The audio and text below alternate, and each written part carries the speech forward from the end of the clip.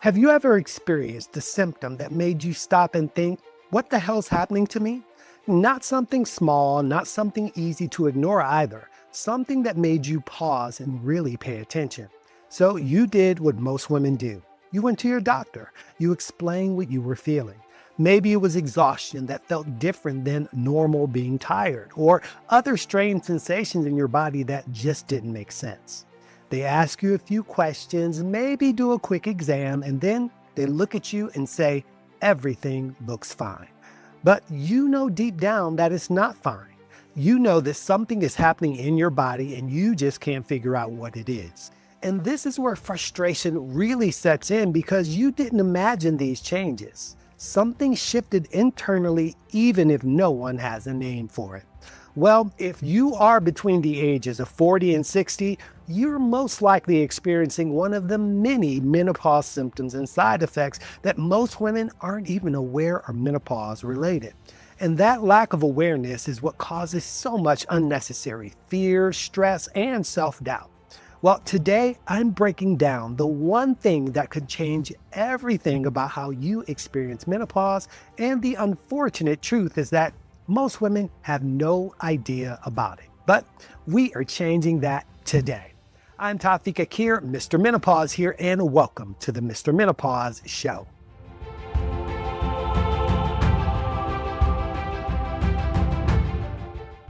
Now, most women know about hot flashes, you know about night sweats, maybe you know about mood swings, but that's usually where the conversation stops. And when that's all that you've been told, well, it's easy to miss what's actually going on when symptoms don't look like that list. You start questioning yourself and you start wondering if you're just stressed or overthinking things.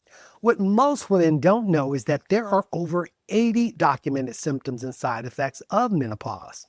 That's right, 80. And those symptoms don't show up neatly. They don't come with labels and they don't announce themselves as being hormonal. They do show up quietly, unexpectedly, and often in ways that feel disconnected from menopause altogether. And for many women, these symptoms don't arrive alone. They actually stack, and one leads to another. Fatigue leads to anxiety. Anxiety affects sleep. Poor sleep makes everything feel worse. But hear me clearly, it's not just in your head. It's menopause. And that statement alone should change your perspective here, because now you can stop questioning your sanity and you can start asking better questions in order to get better results. Now, here are a few examples of symptoms that most women don't realize are even menopause related. First is having a burning sensation in your mouth or on your tongue. And this typically feels like you burned your mouth on hot coffee, even though you didn't. But that's hormones affecting your nerve endings. For some women, it's constant, and for others, it comes and goes. But either way, it's unsettling when you don't know why it's happening. Next is electric shock sensations. Now, this might feel like a rubber band snapping inside your body. And again, that's estrogen fluctuations affecting your nervous system. And these sensations often scare women because they feel neurological. And when no one explains the hormonal connection, well, fear typically does fill that gap. Next is tinnitus or tinnitus, which is ringing or buzzing in your ear. And yes, hormones affect your inner ear. And it catches many women off guard because it's rarely talked about, yet it becomes incredibly distracting and stressful for many. Then there's itchy, crawly skin. Now, this feels like bugs are crawling on you. It's also called formication. Now, again, hormones are the culprit, and when there's no visible rash, well, women are often told that it's anxiety, which only adds to the frustration.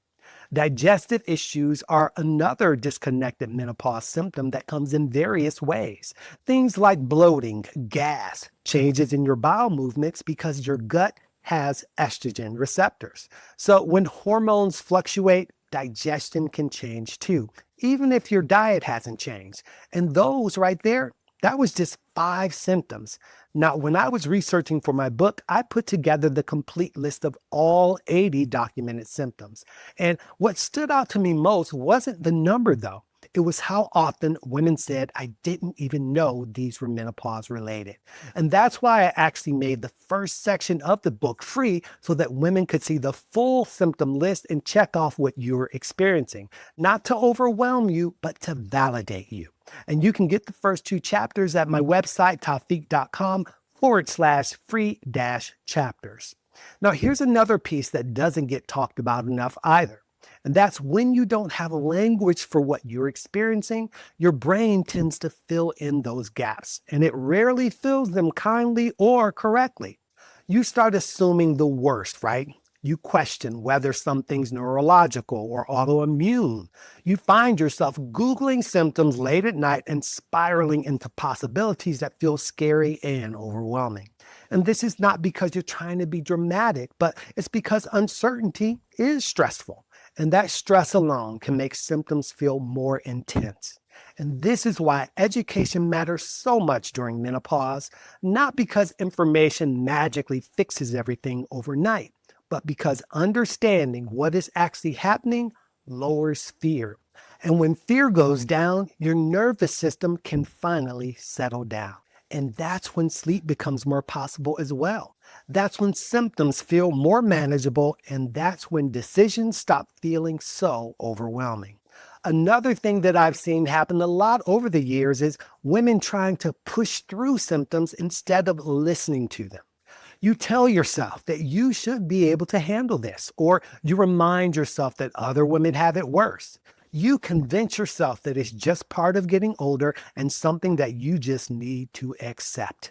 But listen, menopause symptoms are not a test of your toughness. They are signals. Your body is giving you signs. It's asking for attention, support, and sometimes change. And that doesn't mean medication is always the answer. It also doesn't mean it's never the answer. It means that you deserve to understand your options before deciding anything.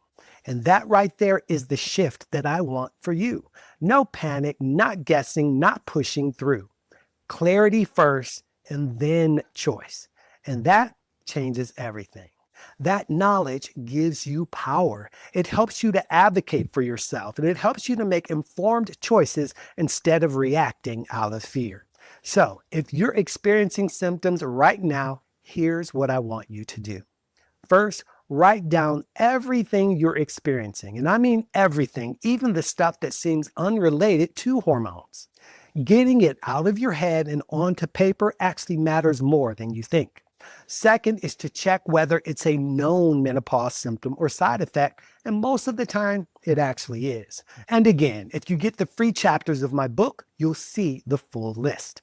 Third, take that list to your doctor. Don't let them dismiss you. You want to say, I know these are menopause symptoms. What are my options? And guess what? You're allowed to ask that question. Fourth, pick one symptom to address this week. Don't try to fix everything at once. Pick the one that's affecting your life the most and focus there. Small steps lead to real progress.